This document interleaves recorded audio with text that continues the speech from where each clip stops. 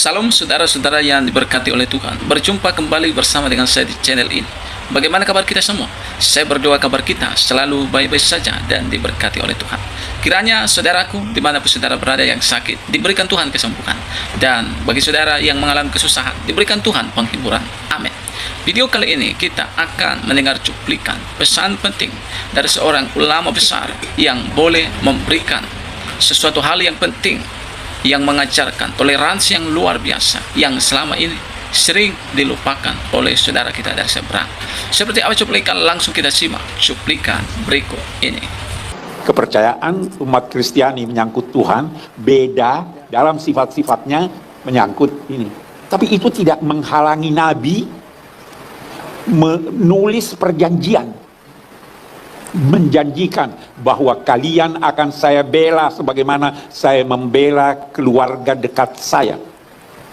Nabi berpesan bahwa kalau seandainya dan pesan ini berlaku untuk rombongan dan semua orang Nasrani sampai akhir zaman. Di teksnya itu bisa dilihat di Google. Teksnya itu berkata apa?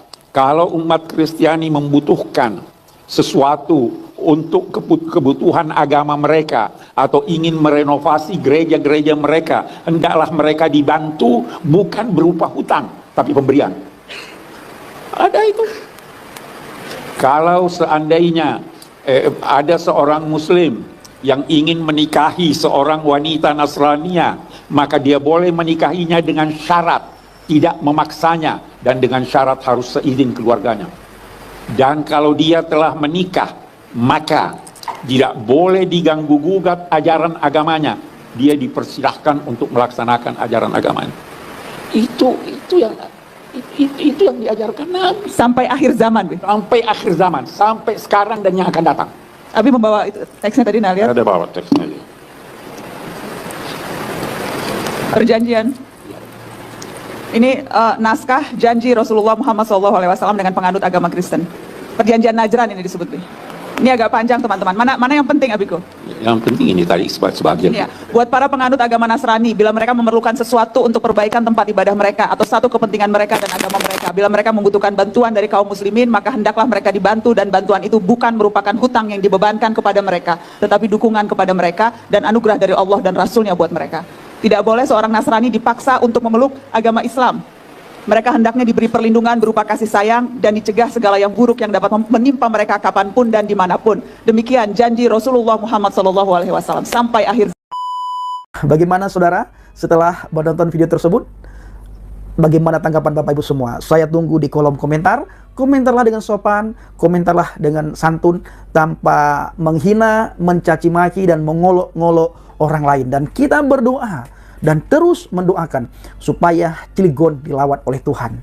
Daerah Cilegon terjadi hujan pertobatan. Tuhan jamah daerah Cilegon. Orang-orang yang ada di sana banyak mengenal keselamatan, banyak mengenal kebenaran, banyak percaya kepada Adonai Yeshua HaMashiach. Tugas kita satu, saudaraku. Apa itu, Bang Pendi? Ayo kita melihat dalam Injil Markus 16 ayat yang ke-15. Lalu ia berkata kepada mereka. Siapa yang berbicara di sini, Bapak Ibu? Yeshua HaMashiach. Yeshua HaMashiach berkata kepada para muridnya. Dan Yeshua HaMashiach saat ini berbicara kepada saudara dan saya. Dia berkata kepada kita semuanya, pergilah ke seluruh dunia. Kita disuruh pergi ke seluruh dunia. Beritakanlah Injil kepada segala makhluk. Ayo saudara, kita pergi ke seluruh daerah. Dan dimanapun kita berada, kita perlu dan wajib memberitakan Injil kepada setiap orang yang kita jumpai. Setidaknya kalau kita belum berani memberitakan Injil, kita menjadi saksi HaMashiach bagi mereka yang tinggal dalam kegelapan. Kita menjadi saksi Kristus bagi mereka yang tinggal di dalam ikatan agama, agar roh agama itu lepas daripada mereka, Bapak Ibu. Maka dari itu, Yeshua HaMashiach perintahkan saudara dan saya supaya kita pergi memberitakan Injil kepada semua makhluk. Memberitakan Injil kepada semua orang. Hanya Injil yang bisa mengubah hati kita, yang bisa mengubah pola pikir kita, dan yang bisa mengubah tutur kata kita. Kalau dulunya hidup saya, Bapak Ibu, hidup dalam tidak karu-karuan, begitu saya mengenal Hamasyah, hidup mulai teratur, dan tambah hari tambah teratur, saudara. Padahal, sebagaimana saudara ketahui, saya dulu benci kepada Yesus Kristus. Saya tidak senang dengan kekristenan. Saya tidak senang dengan orang Kristen, apalagi dengan gereja. Saya benci sekali dengan gereja. Tetapi suatu hari, Yesus jamah saya. Yesus perkenalkan diri kepada saya lewat Yohanes 14 ayat yang ke-6. Akulah jalan kebenaran dan hidup. Tidak ada seorang pun yang bisa datang kepada Bapa kalau tidak melalui aku. Melalui Yohanes 14 ayat 6 ini, saya melihat pribadi Yesus, pribadi yang luar biasa. Pribadi yang berbeda yang saya dengar dari para ustadz dan ustazah saya waktu saya masih berada dalam agama Islam. Di mana ustadz dan ustazah pernah berkata kepada saya, kalau Yesus Kristus itu bukan Tuhan, dia hanya nabi dan dia rasul. Bahkan dia tidak mati disalib sebagaimana yang dituduhkan oleh orang Kristen. Itu tuduhan tanpa dasar, tuduhan tanpa bukti. Saya telan mentah-mentah. Saya percaya benar kalau Yesus Kristus itu tidak mati disalib. Saya sangat percaya juga kalau dia hanya sebatas nabi dan rasul, bukan Tuhan. Ternyata setelah saya beriman, percaya, bertakwa kepada Injil, Injil mengubah pola pikir saya, Injil mengubah hati saya, dan di dalam hati saya ada nur Injil. Sebagaimana dikatakan oleh kitab saya yang lama, kalau di dalam Injil itu ada nurun linnas, dalam Injil itu ada cahaya bagi manusia. Ketika cahaya Injil itu berada dalam hati saya baru bisa melihat bagaimana Injil ini. Saya baru bisa melihat bagaimana sosok pribadi Yesus. Dia bukan saja sebatas nabi dan rasul, tetapi dia adalah kalamnya Tuhan yang menjelma menjadi manusia yang sempurna. Dia adalah roh Bapa Yahweh itu sendiri. Makanya Yesus Kristus atau Yeshua Hamasyah artinya Yahweh yang menyelamatkan. Ya, saya ulangi, Yesus Kristus atau Yeshua Hamasyah, Yahweh yang menyelamatkan. Itu arti daripada nama dari Yeshua Hamasyah atau Yesus Kristus, Yahweh yang menyelamatkan. Bagaimana kita melihat Bapa Yahweh menyelamatkan bangsa Israel dari perbudakan Fir'aun di Mesir. Bagaimana Bapa Yahweh yang telah disembah oleh Bapa Abraham, Ishak dan Yakub. Bagaimana Bapa Yahweh yang telah disembah oleh para nabi dan rasul. Dan bagaimana Bapa Yahweh yang telah memperkenalkan diri kepada saudara dan saya, dan yang telah kita kenal dan yang kita sembah dia, kita puji, kita muliakan dia lewat pribadi Adonai Yeshua Hamasyah. Kalau saudara ingin melihat bagaimana karya Bapa Yahweh, lihat dan pandanglah Yeshua Hamasyah. Kita mengenal Bapa lewat firman-Nya, yaitu Yeshua Hamasyah. Bahkan bila kita hanya menerima Bapa, sementara kita tidak menerima Yeshua Hamasyah, kita tidak akan bisa masuk surga. Karena jalan dan pintu surga itu melalui Yeshua Hamasyah. Tidak ada satu orang pun yang bisa datang kepada Bapa kalau tidak melalui aku, itu kata Yeshua Hamasyah.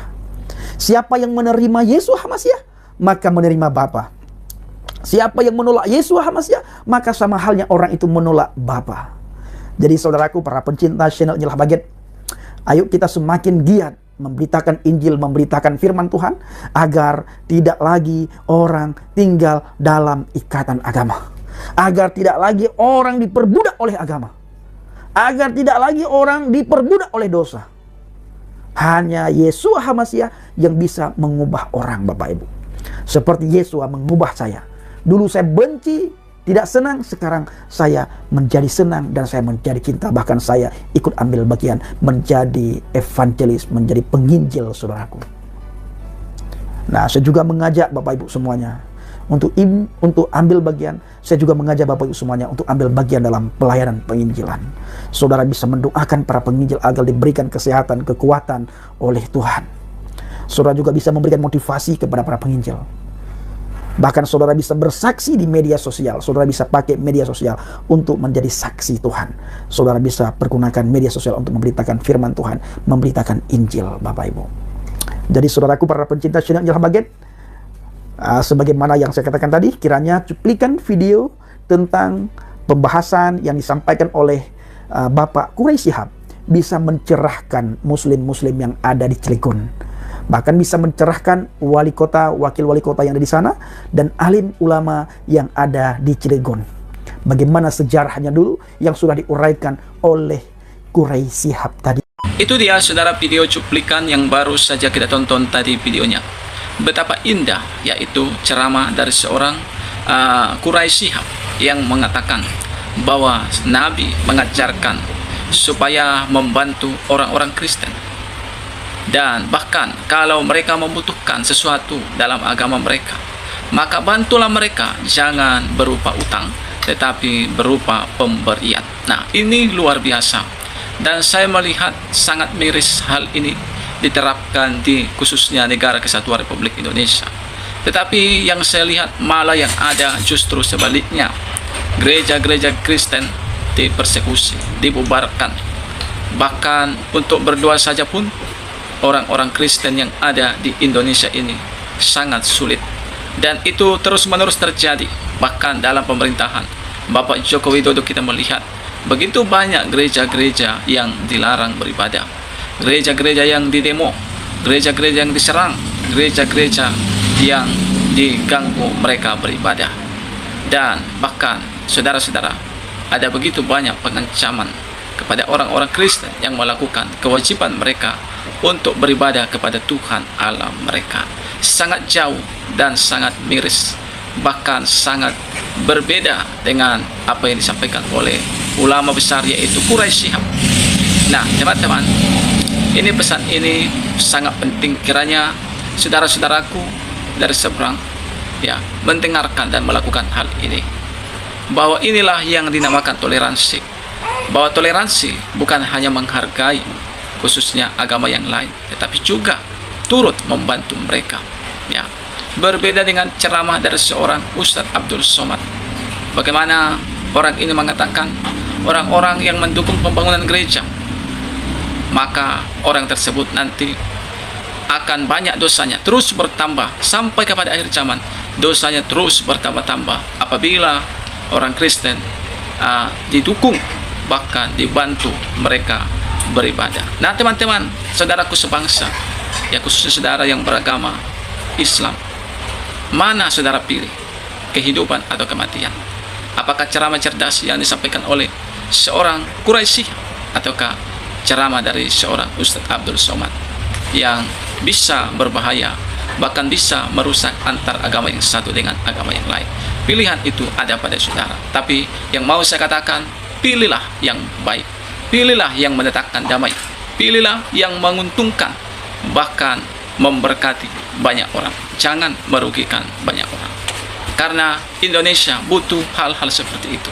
Indonesia tidak butuh keributan. Indonesia tidak butuh kekacauan. Indonesia tidak butuh yang namanya caci maki. Indonesia butuh kedamaian dan butuh kebaikan. Kiranya video yang saya bagikan ini boleh memberkati kita. Tuhan memberkati kita. Shalom dan sampai jumpa di video selanjutnya.